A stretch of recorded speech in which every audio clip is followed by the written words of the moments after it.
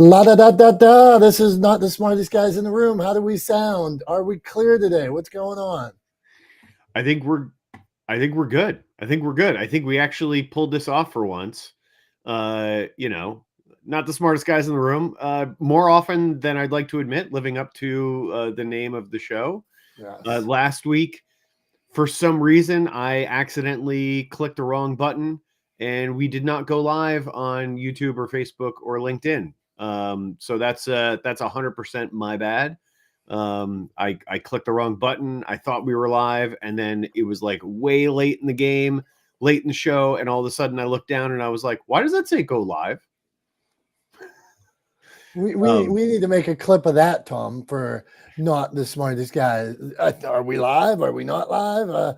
We need a montage of errors of how many times we started out with, and I know we're going to do it again, where my mic's not on, where all the mics on my computer are on, where you sound like Darth Vader. I can make myself sound like, well, actually, no, I can't make myself sound like Darth Vader right now. I'd have to go out and do a whole thing. I can make myself sound faster than I am, but I can't make myself sound like Darth Vader right now. But we do have a montage of errors, don't we? All right, this is not the smartest guys in the room. You brought up one of my favorite subjects this week. It's a subject that some people are going to hate just because it is not instant gratification. It is putting in the reps, the work, the time, the calls.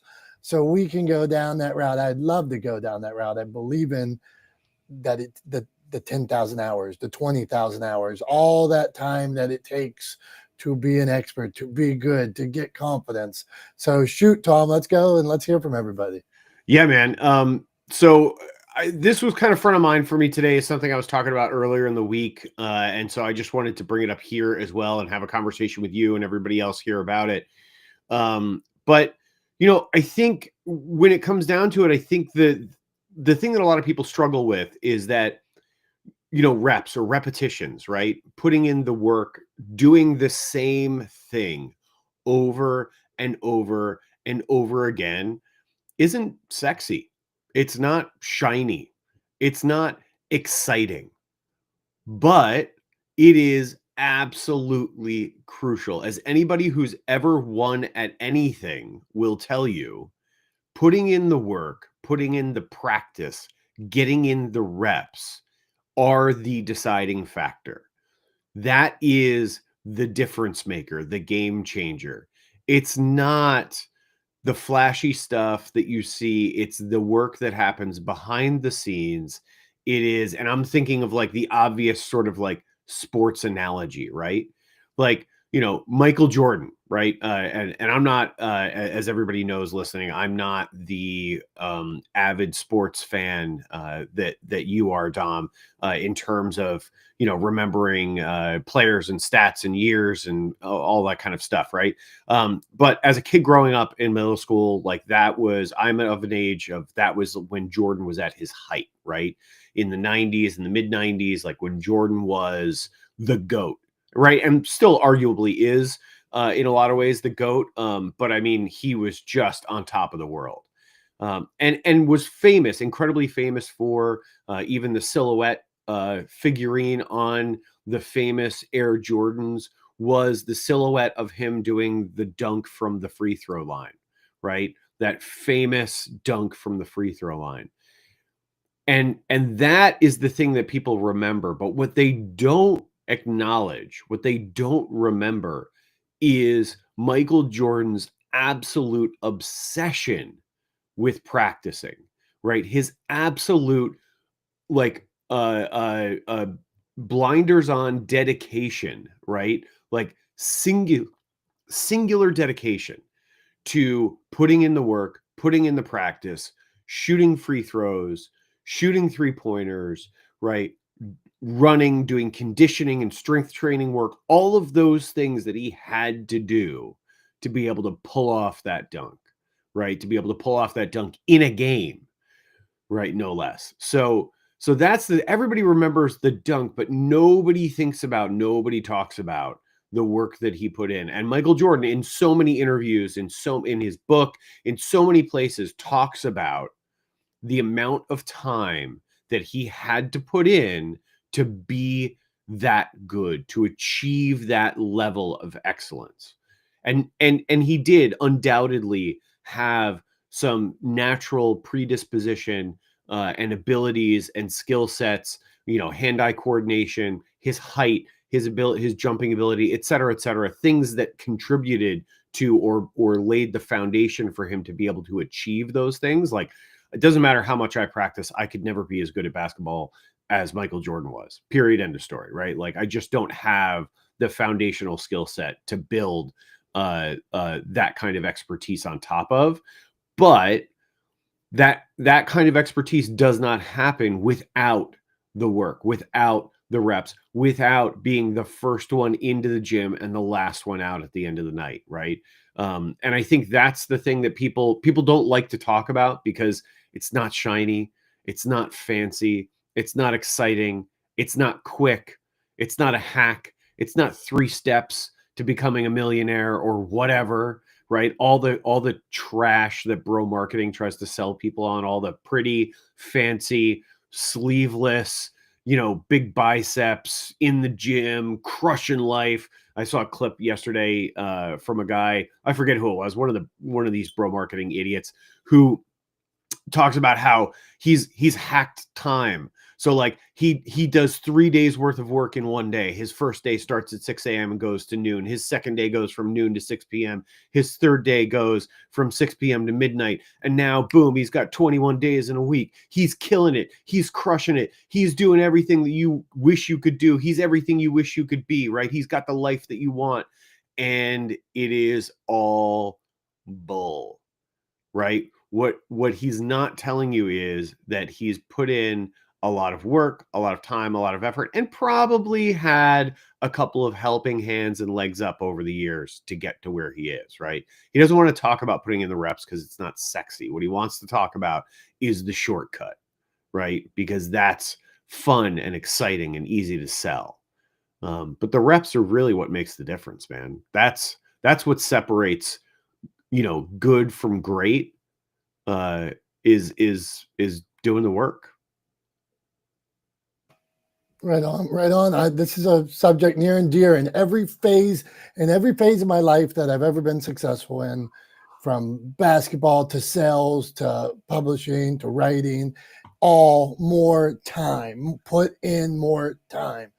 When I remember I started out selling yellow page ads, and if people were supposed to make 10 calls, meet 10 business owners, one-on-one a day. Well, if I could get to 12 business owners a day, by the end of the 1 week, I have 1 extra day in. By the end of a month, I have 4 extra days in, especially when you're starting out. Anybody starting out in something new here, if you could put in the time, the learning curve is always steep in anything we try. If you can put in more time starting out, and especially when you're competing against other people, if you can speed the curve, well, you're well on your way. All right, Jason, what do you think about putting in the reps? You out there putting in the reps? I got a note here. It says in the chat, Tom hates bro marketing. Jimmy said that. We know he does. Jason, what say you? This is a subject you've already covered. This is another rep. You've covered this 3 times over in all the time that I've been in Not the Smartest Guys. So, is it painful to hear? No. Is it repeat? What kind of different spin are you going to put? Or are you just going to get better because you've done it again? That's a perfect example right there. Okay, so I'm going to add this to it. While I'm perfecting my stuff and what I like to enjoy from my hobby and making on TikToks and things, I just enjoy the work that every time I go on film, every time I go on stream, I learn something different. I hear from the viewers. I learn to deliver my voice, my presence, my position. I add something, a little bit better and forethought. So if you don't have the vision of where you're going to end up, and even if you don't end up and you're still going to gain, if you enjoy it, no one wants to talk about the reps, of course. The perfect example is, how many kids started out taking karate, taekwondo, and didn't even last 3 months because it was a repeat, a repeat, a repeat. But over time, like Bruce Lee says, 10,000 kicks is something significant. I'm not afraid of the guy who can make, 10,000 kicks. I'm afraid of the guy who can do 10,000 kicks a certain way. So, it's just having the vision, and that it doesn't have to qualify to everybody else what you're doing, and no one has to see your vision, but you do. And that leads towards mastery. That's where the joy, and that's where the breakthroughs. Perfect example of that. Watch the documentary on Kobe Bryant on HBO Max. Watch his growing as a perfect example. So I'll land there. Appreciate that, Jason. Yeah, and you're right. You're absolutely right. We have talked about this before, and the reason why we're talking about it again is I think twofold. One, because every time we cover a subject or we talk about a subject or a topic, we bring something new. Obviously, time has passed since the last time we talked about it, so new things have happened. We have new ways of looking at it, maybe understand things a little bit differently, maybe a little bit better, right? Our understanding of things and appreciation of things improves over time, I would think. So, there's that. But then also, I would argue that it's important to do not just to get the reps in, but also important to go over, because it's not the same audience every time, right? 100%. Obviously, for you, Jason, you're here every week, right? Brian Swift is here with us every week. Jim Ajay is often with us every week. Debbie is here almost every week. So there's a lot of folks that are here every week, but just because it's new to, like, just because it's the same to you, right? Or the same to a few of us, it's not. It's new to someone, right? It's not the same to everyone. It's new to someone, and it's. I would argue it's not even the same for all of us, but because we're going to talk about things a little bit differently than we did last time, just inherently. But yeah, I think it's new to someone, so it always bears repeating. It kind of goes back to my idea of, like, reposting things, resharing things that you've shared before. Like, it's not going to be new to everyone, but it'll be new to someone, and there's value in that for sure. So yeah, I think those are the two reasons why it's worth talking about again. But also, it's just, reps are a point that you can't hammer enough, right? I mean, you gotta just keep beating that drum to get people to really understand and appreciate just how valuable it is, right, Dom? Right on, Tom. And I was thinking even about reps on Clubhouse. Reps as, let's say, bios. Everybody in this room that has a business, that has a personal brand, Clubhouse is a great place for reps, meaning put out your message. Like Tom just said, different rooms, different people. Put out your message a different way.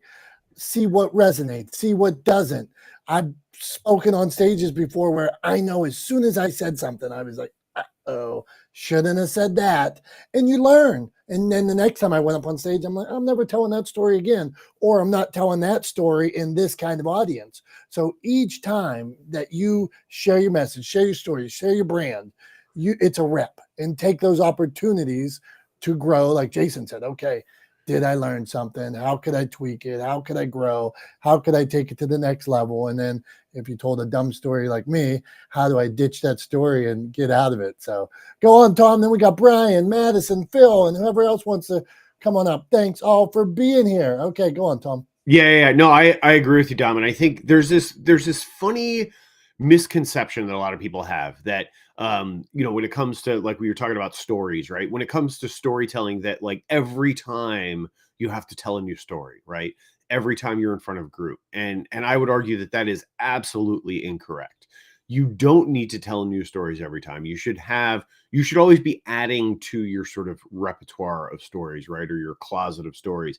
But you should have a stable of sort of like I used the word closet a second ago. What I mean by that is, like, you should have a closet, a selection of stories. Think about it like a closet, like you have a selection of shirts or suits or outfits or whatever in your closet, right?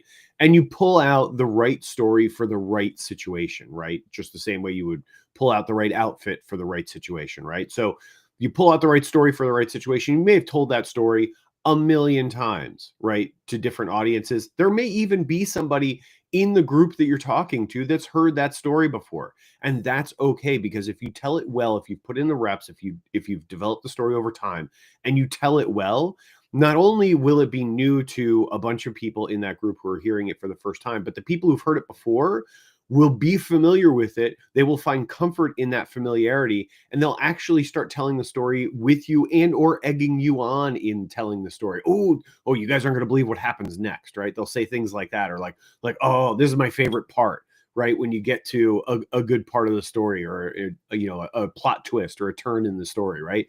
So don't feel like you have to tell a new story every time. You're much better off telling the same stories over and over and over again and getting better at telling them, honing them, perfecting them over time, right? Again, putting in those reps. So I just wanted to hit that real quick. And now, without further ado, we'll go to our friend Brian Swift, who is a regular here, probably remembers the last time we talked about this subject, putting in the reps. So Brian, what have you got to add to the conversation? Hey, let me set Brian up here real quick. Okay. Go for it. Only because I was in a room. I was at Creative Con a month ago, and Brian shared a story that I've heard before. Brian hit every note that day. Man, it was magical. And I actually was sitting on the couch with my wife last night or 2 days ago, and I had a recording of it. And we sat there and started watching it again. And like, me and her are both watching it. Now, how many times I heard the speech a month ago, and here I am watching it again thinking, man, I can't wait to see when she hears this or that. So, Brian, jump in on that, my man. Thanks for the kind words. I don't remember, and that's the thing. I might have been there, but sometimes we don't remember everything, and it might be told the story might be told slightly different, maybe with a little different emotion. But putting in reps. The old saying, practice makes perfect. Well, I have a spin to that, because practice doesn't make perfect. Perfect practice makes perfect. And just because you practice doesn't mean you're gonna get better at it. I think you have to really monitor and do a self-analysis of your practice. Because if your practice isn't perfect, if those reps aren't perfect, I mean, you could shoot free throws, 100 free throws, but if your elbows, flaring out, the 100 free throw shots aren't going to help you if you're not doing it the right way, in the perfect way.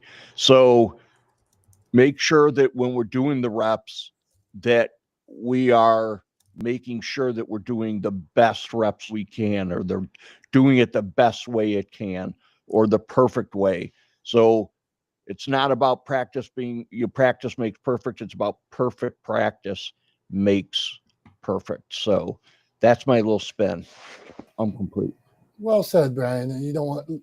I remember when I used to shoot baskets with my elbow out to the side, just like you're saying, and the coach recorded it and showed me and yelled that I look like a chicken flapping a wing. Until you do it the right way, you are not going to get better. So good point. Jason, you flashed for a second. What do you want to add there?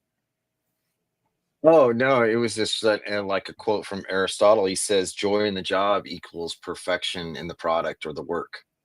So, that just reminds me. But yeah, I think that at the end of the day, you just have to know, and you have to know that it's resounding with you. But I like Brian's point. You could be making just the wrong twitch at the end, or starting off the same way, and it's producing reps that give you insight, and it's sometimes the aha moment, like you just talked about, Dominic. So I don't want to take any more time, but I want to continue to listen. Oh, all good, buddy. We appreciate you. Okay, we are talking about putting in the reps. Madison, we're coming around to you. Madison, putting in the reps as somebody new to the sales field and the personal branding field and all that. Is this something a concept that you're understanding, a concept that you're seen, or are we just talking nonsense here? Go on. No, certainly. I definitely, understand the value in putting in the reps. And I think, at least for me, it's important, sort of like the Aristotle quote, I guess, to make these reps not necessarily like work, but reframing it so that it seems like a hobby, or like, doing these reps in a way that's enjoyable and satisfying to you.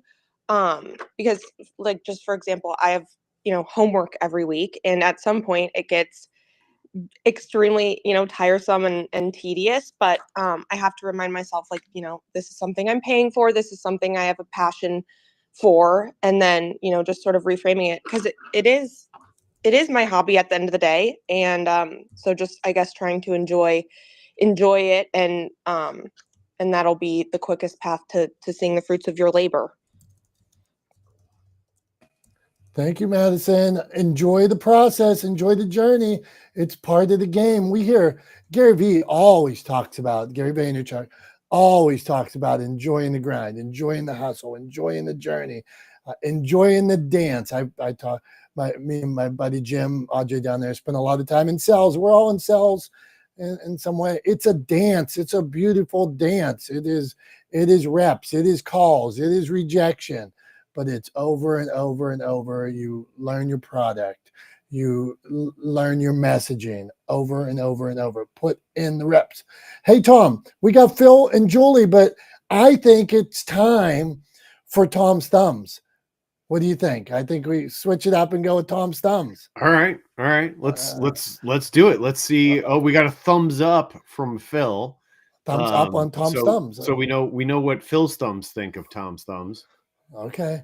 So today I'm going to lead you in the direction of the Tom's Thumbs is about one of the greatest things of all time.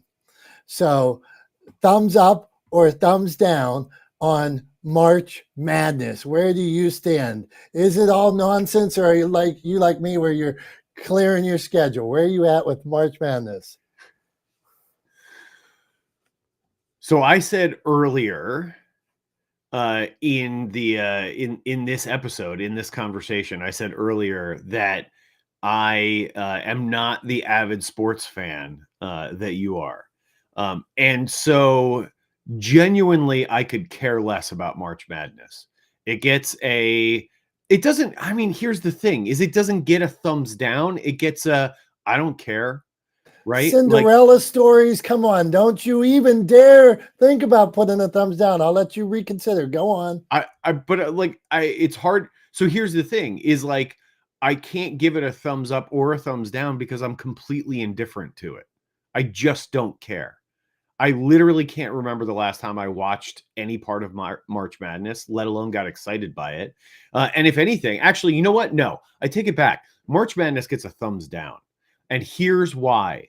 Because what March Madness has become is really not about the athletes, but not about the athleticism, and not about the sport, and not about the contest. What it's about is betting, right? What it's really about is sports betting. The reason why it is as hyped as it is today in 2025 is because of the proliferation of sports betting and betting books, right? Sports books online sports betting. And it is terrible for a lot of people. It costs a lot of people a lot of money every year, money that they can't necessarily afford to lose, but they are addicted to betting on these sports apps and betting in these sports books and getting wrapped up in March Madness that way, and placing all kinds of crazy bets, not just on the outcomes of the games, but on how many penalties people are going to have, and whether or not somebody's going to hit a certain percentage of free throws, and all kinds of crazy stuff. You can bet on anything and everything using these sports books. And that's what March Madness really has become about.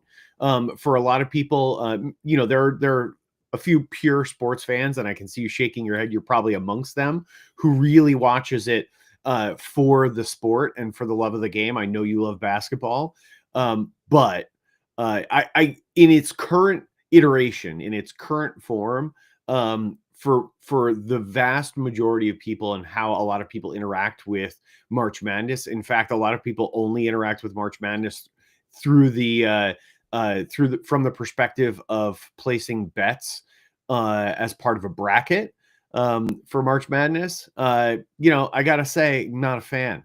It's not really what it's supposed to be about, right? If it's supposed to be about a contest of athleticism, about the best team winning with the best strategy and the best players and the hardest working team, et cetera, that's not really what it's about. What it's about is sensationalism and sports betting and making a lot of money off of a lot of people for a few people. And so for that, I give March Madness a thumbs down.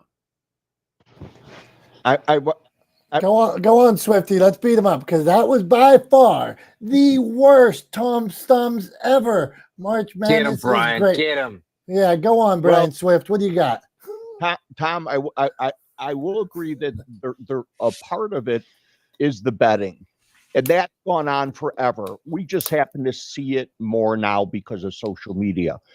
But behind that are these young men that get a chance to be seen on national TV, and they are playing for the love of the game.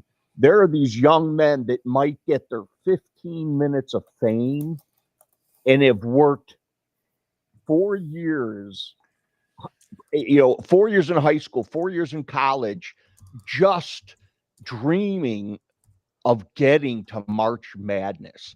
This is the dream of thousands of young men and thousands of parents to see their kid's dream come true of being on that stage. So I think when you look at the totality of it and you realize that these young men, most of them know this is their last dance. This is, as seniors, this is their last dance. As juniors, it might be their last dance. Their chance to get the 15 minutes of fame, the stuff they've worked so hard for, the blood, the sweat, the tears. Their goal is to be in March Madness.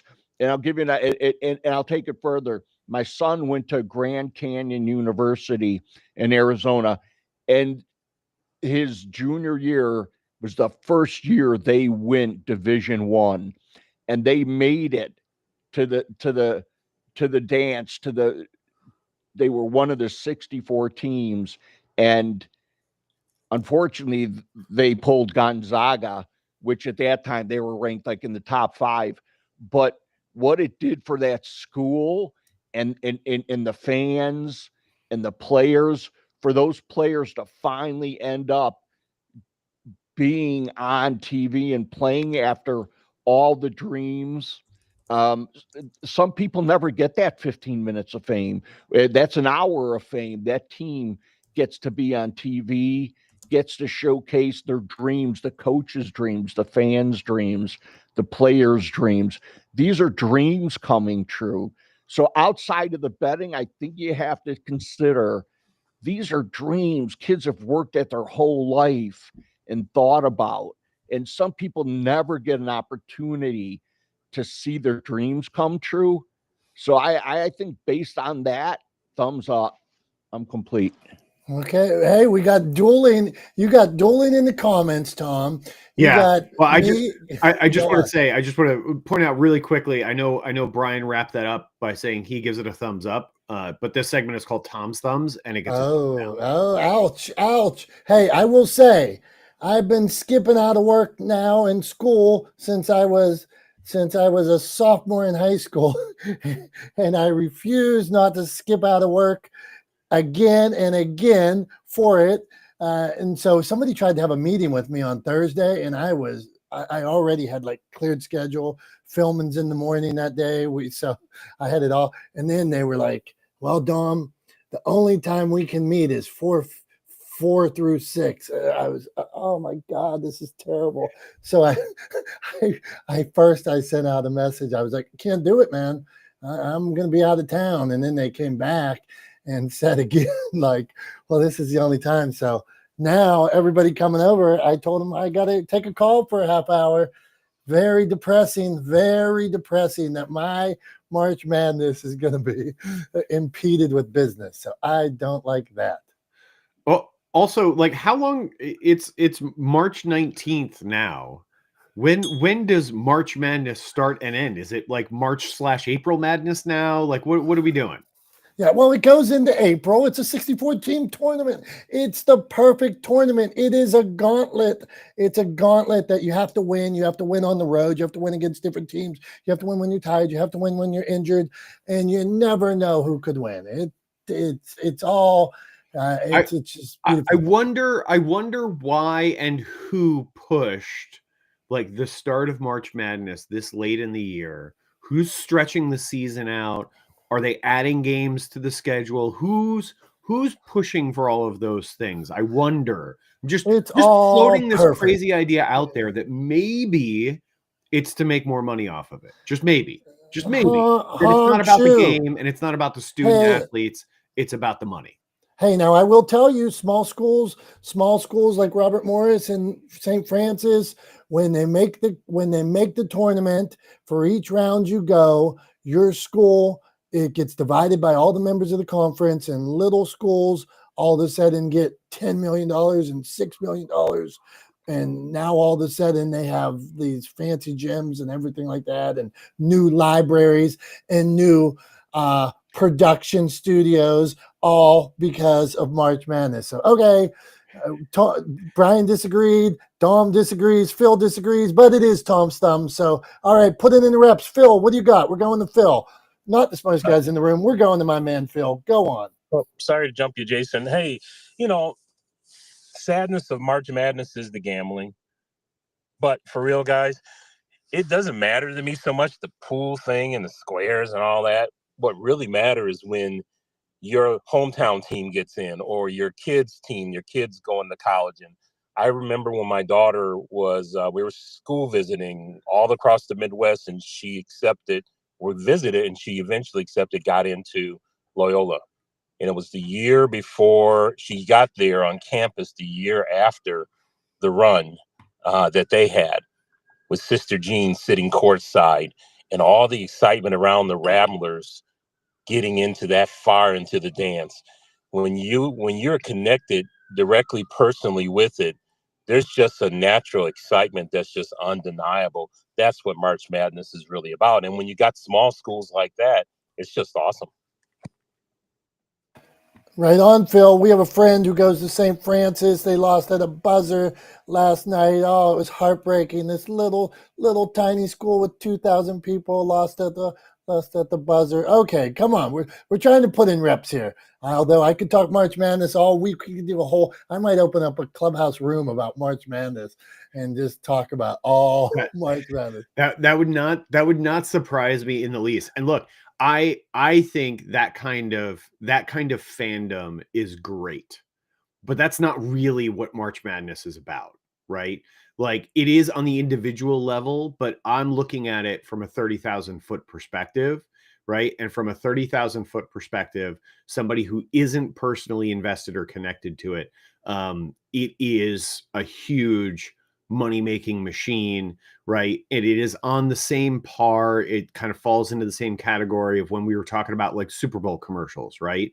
And when I was talking about Super Bowl commercials being a scam, right? A lot of the hype around March Madness, right, is specifically designed to get people to invest their time and spend their money on betting on March Madness, right? So like, that's the way I'm looking at it, and that's why I'm giving it a thumbs down. I'm not giving it a thumbs down for the tournament itself. I have nothing against, student athletes playing against each other. But I'm going to go buy a Wendy's hamburger today just because they advertise on March Madness and I see Reggie Miller. That's how much I like it. Wendy's, right. Wendy's, I'm buying a hamburger now. Here's what I'll say is that's all good, but the NCAA, we all agree, has systematically over time taken advantage of student athletes to make billions of dollars, right? I don't think anybody could argue otherwise. And I'd be curious to see how many of the March Madness games are televised from arenas where there are huge billboards advertising sports books? Just out of curiosity, like take a look around as you watch the games. Look for FanDuel, look for ESPN Bets Sportsbook, right? Like look for those advertisements in those stadiums and you'll see exactly what I'm talking about. They have made it worse. That's why. Yep. All right, Wait, all I right. got pushback. Come on, we're going on. We're moving on. You better push back in 10 seconds, Jason, then we're moving on. Go on. What do you got? Literally, okay, that has just recently been added, but for a long time it wasn't. Second thing, now college athletes can monetize off their names when universities were making so much money off their names, you know, and like Reggie Bush, you know, characters now, these students can make money towards their tuition and themselves and off their own names. So I think that the game is changing, but the betting and all that, that's just a distraction. All right. Okay. See, we could talk about this all day. Tom has officially become the heel today. The bad guy. There we go. All right. Okay. What do we got here? Put it in the reps. This is not the smartest guys in the room. We do this every week. Today we set out to talk about putting in the reps, something that we all believe in here. Putting in the time, putting in the hours, working on your craft to be the best of the best. Sure. You can use transferable skills. You can use you're good looking, that helps. Your voice is clear. You have cameras from your other business, whatever. You can use all these skills that help you in whatever chosen track you take.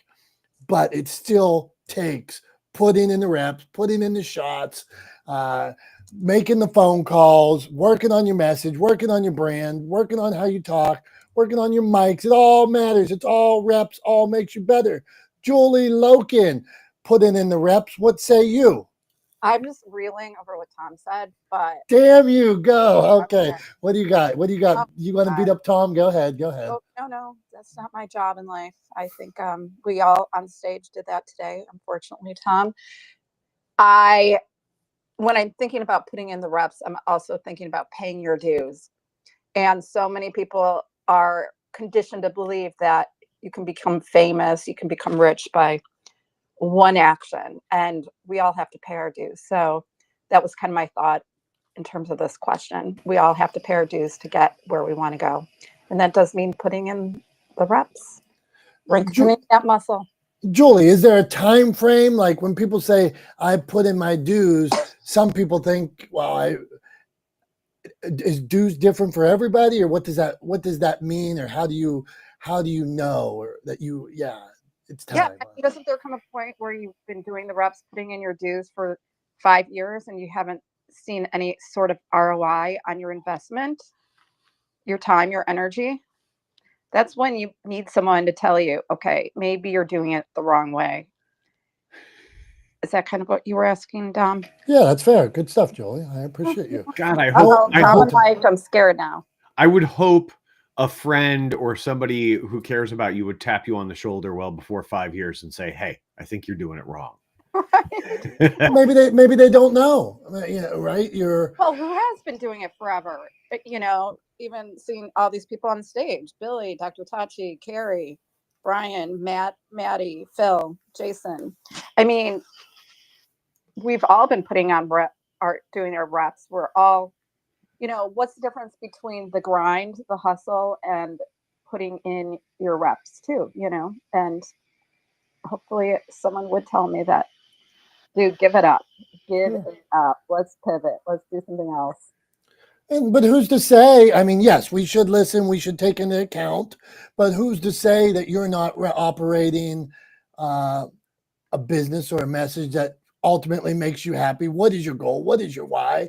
I just sit here thinking about my dad in the landscaping business now he might be going on 60 years. And I could see something and say, well, I could do this different. But at 60 years, hey, give my dad a shout out.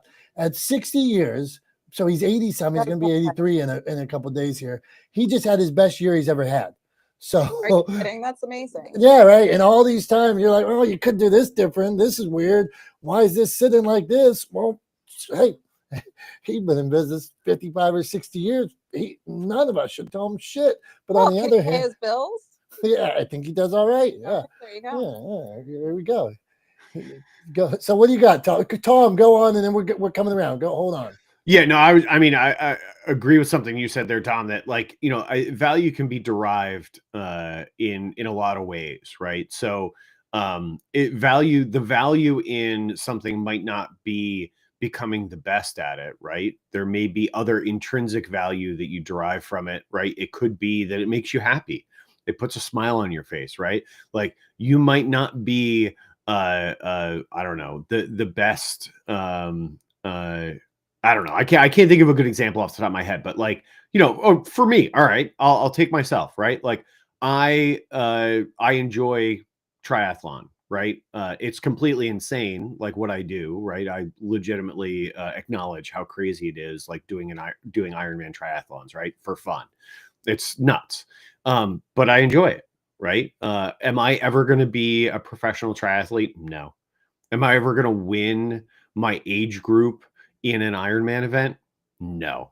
Right? Am I going to be the best triathlete that's ever walked? No. So by some measure, somebody should tap me on the shoulder and say, "Hey, you're not going to be the best at this. Stop doing it." Right? And my answer is, that's not why I'm doing it. Right? I'm not doing this to be the best. I'm doing this to be the best I can be. Right? To be the best athlete I can be. Different than having a business, if we're talking about businesses. You know what I'm saying? And Tom, you can be the best triathlete. Just saying. Okay. Well, I appreciate that confidence, Julie. I would argue that it's misplaced. I definitely cannot be the best triathlete. Pros make me look like I'm crawling out there. But I appreciate that. But no, I think like if it's a business that you are I don't know. The measure would be then, can you pay your bills, right? Like are you moderately successful? You don't have to be build the biggest business, right? Like I own a media production company, right? Is Talex Media the biggest media production company that ever was? No. Is it ever gonna be? Probably not, right? Am I okay with that? Sure. Does it pay my bills? Yeah. Am I happy doing what I'm doing? Yes. Right. That's what's most important to me, right? So like even for my business, I'm never going to be the biggest production company ever, right? And I'm okay with that. It's more about doing the best work I can, being the best boss I can be, putting together the best business I can. All of those things. It doesn't have to be the best in the world as long as it's the best I can do. So yeah, I don't know. That's what I think about that. What do you think, Dom? My thought on that, somebody told me this story one day about a bonsai business. And we all know those little trees, the little bonsai trees, a bonsai business. So sure, some businesses you can scale and grow, but a bonsai tree is beautiful. And you just you get those little scissors out and you trim it a little bit, and it's even more perfect. And there are businesses like that, like Tom's production company or a certain business, maybe my dad's business, where all of a sudden you have a piece of pie and you work from that pie. That's the pie. And then you make it better, more efficient. And in that bonsai business, you become happy, and it's a beautiful thing. So there's nothing wrong with having a perfectly run operation. Hey, I see Miyagi up there. Jason, thank you. Okay, well, Carrie, you flashed a couple times. So Carrie, then Billy, go on. Okay, so I'm Mr. Miyagi, wax on, wax off, right? Karate Kid. And when you say bonsai, that mastery and what Tom was saying, yeah, I would agree that I'm an athlete. I'm not athletic. Anyone who's met me in person will know that I failed at like dodgeball, but I am very trained when it comes to my craft. And my dad, who's 80, there are a lot of moments where I'm shooting with him at events. And I remember we did this MLK event and Earth, Wind, and Fire was there. And my dad doesn't even know music. And he's like backstage with them. And then he's like up in the balcony shooting. And I didn't even know there's a balcony. And I'm like, Jesus Christ, he can outshoot me in moments. That is just, he's that much older than me. And he's been doing it that much longer. And I've, had that happen since I was a child, shooting the marathon, and I run out of film, and he's like getting that page one shot. And so that training and that repetition that Julie was speaking about, there's something to be said about that. There's innate talent and putting the reps in. Like, there's someone like Michael Jackson or Prince or Whitney Houston. That was just like God-given ability that no one has sang. What is it? What is she saying? That no one will even touch it, and she'll go down in history. Star Spangled Banner. Star Spangled Banner. Yeah, Yeah, there you go.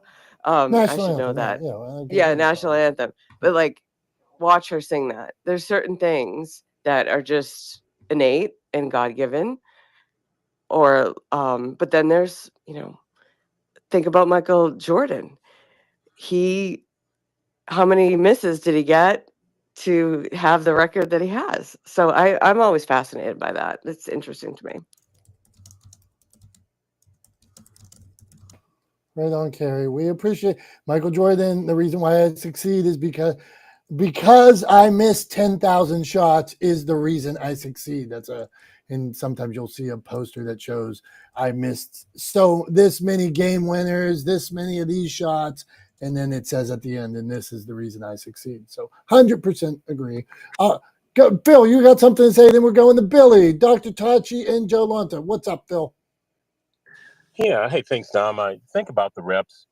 When I think about the reps, I think about, you're doing the reps so you have something to measure and then to make adjustments so you can grow and get better so you can reach your goals. Oftentimes, you guys might hear me talk about that I'm 40 plus years in the security industry. So I'll split that down in 2020. I spent 20 years with basically one company, just mastering and helping that company to grow to one of the biggest, best ones in the country, winning all sorts of service awards. But on my 20th anniversary, a little bit planning before then, but I knew it was time to go. So I walked out the door on my 20th anniversary, started my own company from the ground up. And I ran that thing with reps. 5 years later, as I was perfecting the trade shows, the sales, the marketing, and listening to all the mentors and people that were trying to help me grow and making those adjustments. 5 years later, I became one of the, in my category, I was Supplier of the Year for the Minority Business Council nationally. And that was because I just achieved kind of really some unique things for a 5-year-old company, ran that for another 15 years. And here we are, spun it off and sold the rest. And we move on to a new life now in online space. But it was those consistent reps. I put a TikTok out recently. I think Jason may have saw it. And I basically said in there that every day of my life, I've gotten up for 40 some years, basically protecting people, places, and things. That's some reps, and there's no room for mistakes in that.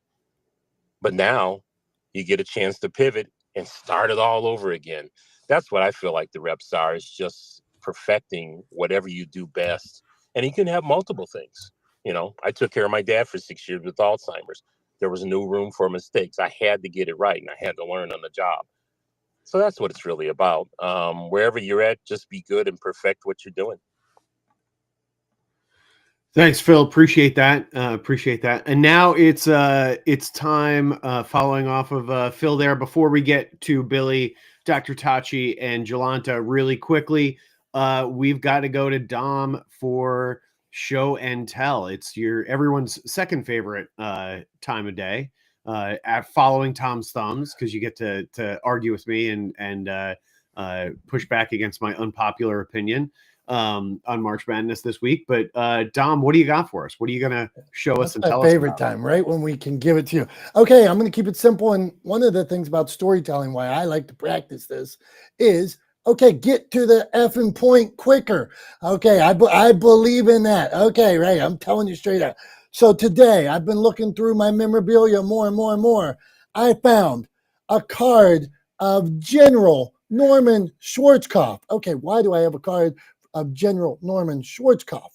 Okay, from Desert Storm. It tells all his facts and figures. But what I wanted to tell you about General Norman Schwarzkopf, sometimes you hear that not all heroes wear capes.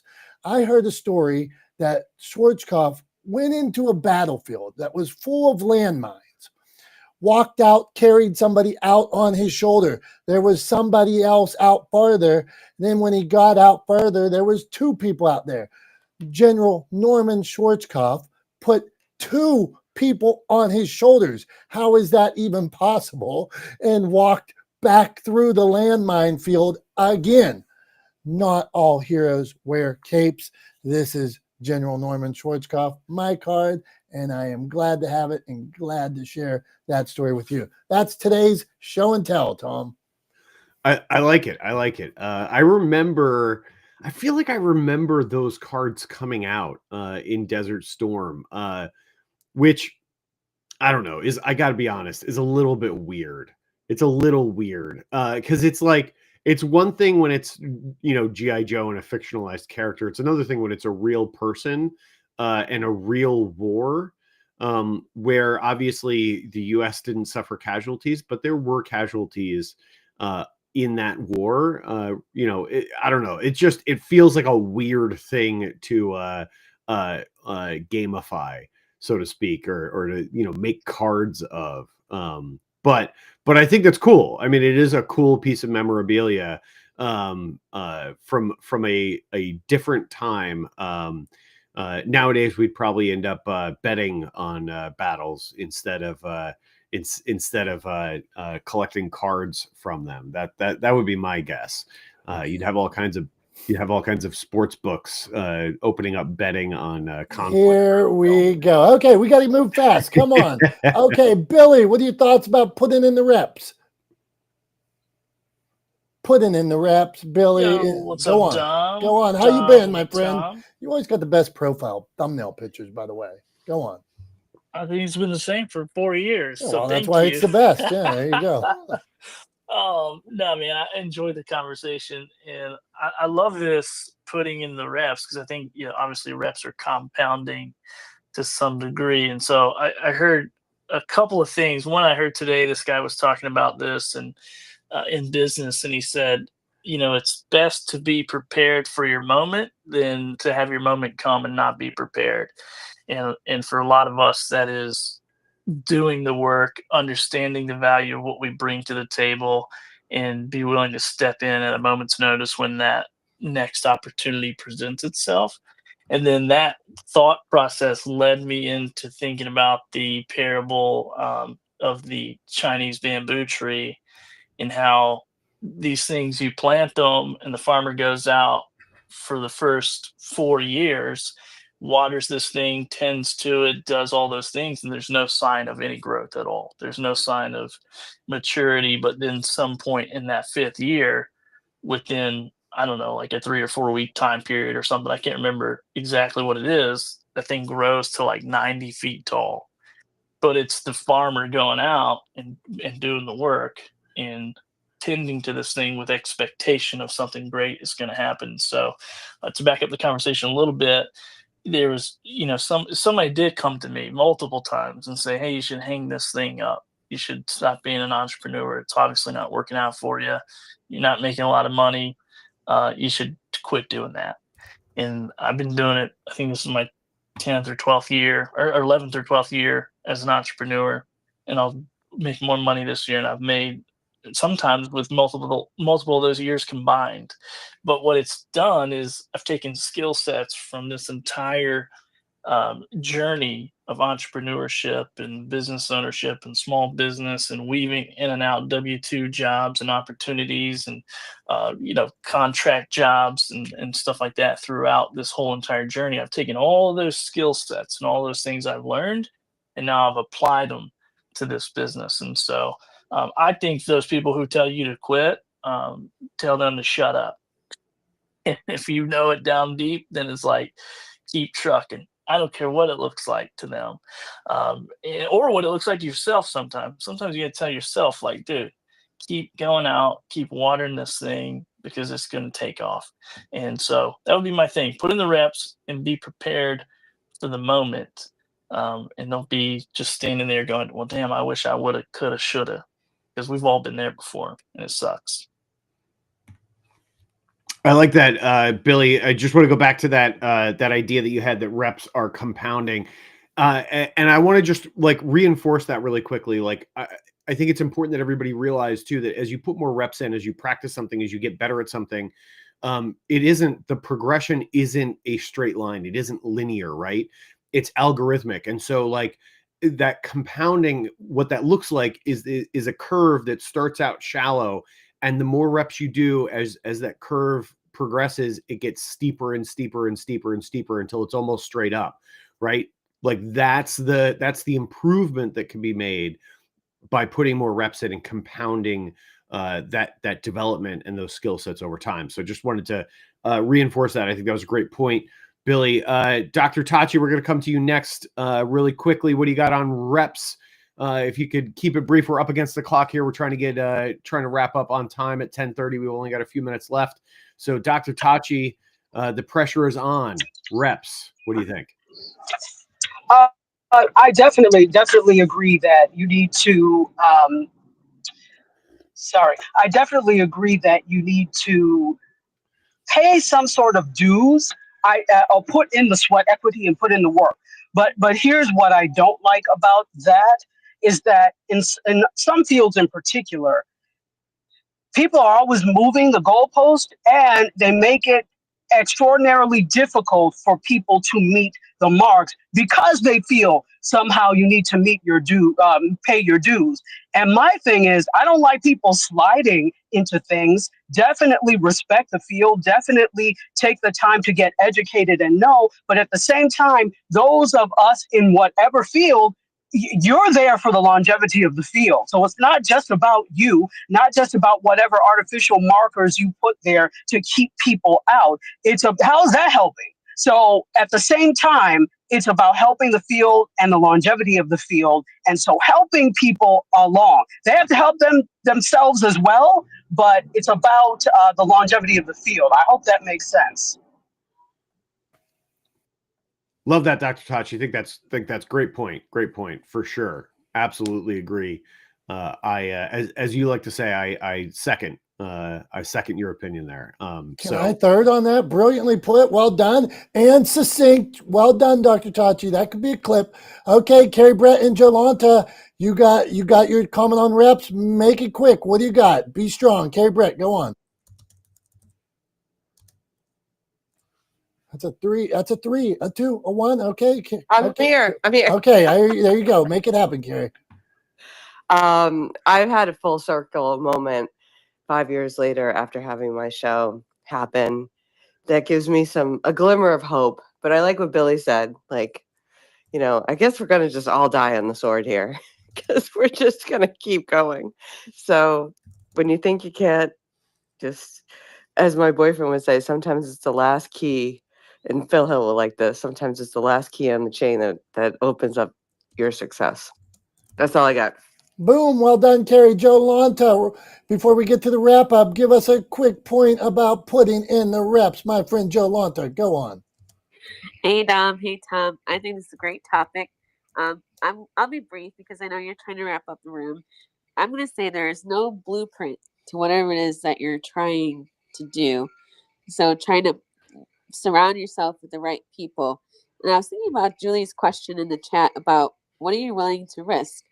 And sometimes managing your time while you're building your business. I've been in my business for over 15 years. I didn't think I was going to last this long. And after doing some deep reflection of like, holy crap, how did I get here? And how did I end up in the position that I'm in? It took a long time and to be around the right people who could help you really realize, you're going to have some of your toughest days. You're going to have some tough customers that you're going to have to hurdle, and you're going to have people that you're going to have to jump through sometimes. But again, there is no blueprint to where you want to get to go. You have to be willing to fail forward and fail fast, and that is how you're going to learn. I'll leave it right there, Tom. Tom and Dom, back to you. Fell forward. I like that. Okay. I could talk more, but I'm not going to because if I don't get my work done, then I won't be able to watch March Madness tomorrow. So, Tom, what do you got for us? Wrap us up. All right, will do, Dom. So really quickly, a quick callback because I didn't have these statistics available to me when we talked about Tom's thumbs. But here's the beauty. I'm wrapping up the room so nobody else gets to talk, right? So here we go. Very quickly. Sports betting is expected to be in the multi-billion-dollar range for the March Madness NCAA tournament this year. In fact, the estimate is about $3.1 billion will be wagered on March Madness this year. And here's the real problem with that, right? Besides the culture of sports books taking advantage of people who can't really afford to lose money, the other side of that is that these sort of micro bets and the betting throughout has created a culture where people actually lash out at the athletes for their performance in the games. And it creates a really kind of hostile environment for them, particularly for college athletes, where people actually blame them. They get Venmo requests when they lose a bet on their performance in the game. So it's created a really kind of negative environment around March Madness. So I would argue, if you love March Madness, if you want it to be the tournament that you remember from your youth, then work to get sports betting out of it, because what it is right now is not good. So there's that. The other thing I want to say is, just when it comes to wrapping up the room and talking about putting in reps, I want to use a phrase that we've used here before to kind of build off of what Billy was talking about with compounding reps, and Dr. Tachi was talking about with sort of using work to advance yourself, advocating for yourself, and then helping other people move forward as well. And I just want to remind everybody that at the end of the day, practice makes improvement. It does not make perfection. Nobody is ever going to be perfect at anything that we do, right? But it does make improvement. So put in the reps, do the work, keep improving. It will pay off in the long run. So that's all I got to wrap up the room today. We appreciate all you guys being here. Thank you so much. We love you guys. You guys are the reason why Dom and I do this. And you are also the reason why Dom and I are not the smartest guys in the room. So thank you again for another week. Thank you for being here. Thank you for being a part of this. We appreciate you. We love you. And we will see you next Wednesday at 9:30 a.m. Eastern time, right here on Not the Smartest Guys in the Room, streaming live all over the internet next week too. I promise we won't mess it up again, probably. Although we may mess something up. You never know. Anyway, that's all I got for this week. Love you guys. Thank you so much. Bye-bye.